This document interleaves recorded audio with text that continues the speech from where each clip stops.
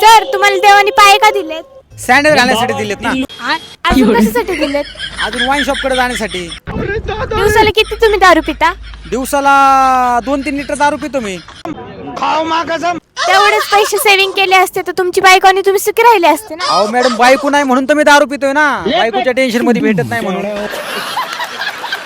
तुमच्या बायकोकडून तुम्हाला काय अपेक्षा आहेत?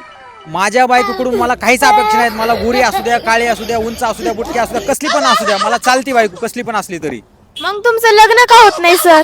अहो मॅडम माझ्या अपेक्षा नाहीत पण मुलींच्या आजकाल अपेक्षा खूप वाढल्यात ना. त्यांना नोकरी पाहिजे, त्यांना शेती पाहिजे पण शेतीत काम करायला नको. या सर्व गोष्टीमुळे ना मॅडम माझं लग्न होत नाहीये.